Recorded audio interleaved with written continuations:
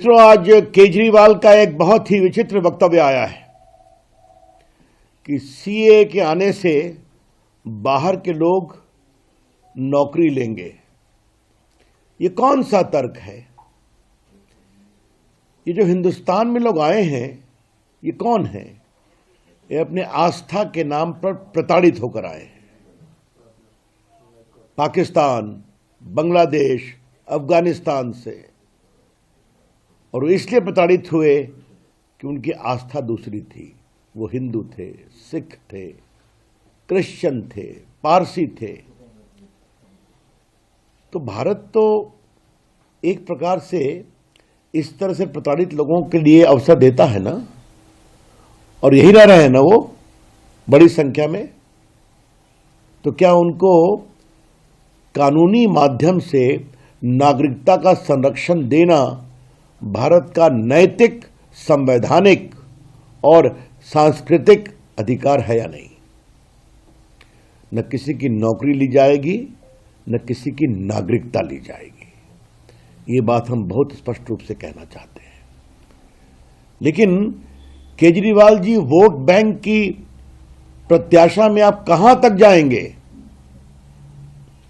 बार बार माननीय गृह मंत्री अमित शाह जी ने इसको स्पष्ट किया है कि सीए हिंदुस्तान के किसी नागरिक की नागरिकता नहीं लेगा। सीए कानून का हिंदुस्तान के किसी भी नागरिक के बारे में कोई संबंध नहीं है। न हिंदुस्तान में रहने वाले किसी की नागरिकता छीनेगा, न किसी को नागरिकता देगा। ये केवल और केवल वो लोग जो अपनी आस्था के नाम पर प्रताड़ित होकर पाकिस्तान, बांग्लादेश, अफगानिस्तान आदि से आए हैं, उनको नागरिकता देता है। और गृह विभाग ने भी बाकायदे एक स्टेटमेंट इशू किया है कि सीए देश के मुसलमानों के विरोध में कुछ नहीं कहता। तो ये फिर बिना मतलब का प्रोपेगेंडा क्यों किया जा रहा है? और सबसे आश्चर्य की बात है कि ये कौन लोग हैं जो रोहिंग्या के पक्ष में खड़े होते हैं और कहते हैं कि उनको अवसर दो, उनको अधिकार दो, और जो प्रताड़ित होकर हिंदुस्तान में दर दर भटक रहे हैं, पीड़ा की जिंदगी जी रहे हैं, जिल्लत की जिंदगी जी रहे हैं। आज भारत ने जब उनके लिए कोशिश की है, नरेंद्र मोदी जी की सरकार ने, माननीय गृह मंत्री अमित शाह जी ने, तो उसको लेकर इस तरह की बातें कही जा रही है। यह बहुत दुर्भाग्यपूर्ण है। सीए के नाम पर सांप्रदायिक उन्माद फैलाने वालों से मैं एक ही बात कहना चाहूंगा, कृपया करके झूठ का व्यापार करना बंद करें। Stop telling lies about the CA. कल मैंने ममता जी का एक वक्तव्य देखा।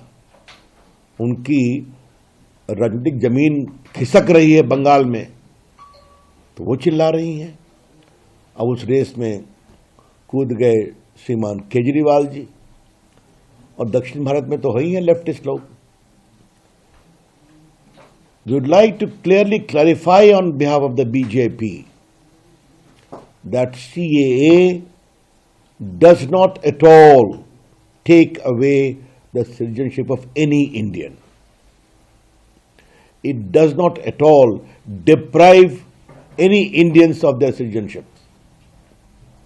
It's only and only related to those who have been victims of persecution because of their faith and were forced to flee away from Pakistan, from Afghanistan and from Bangladesh. So India as a country, imbued by its civilizational heritage and constitutional obligation, has given them this protection under CAA. I would urge the parties also of South India, particularly in Kerala and Tamil Nadu, please stop spreading hatred based upon falsehood. तो मित्रों, मुझे कहना था, केजरीवाल जी तो कुछ नए नए तर्क रोज निकालते हैं, छोड़ दीजिए उनको। सबकी सियासी जमीन खिसक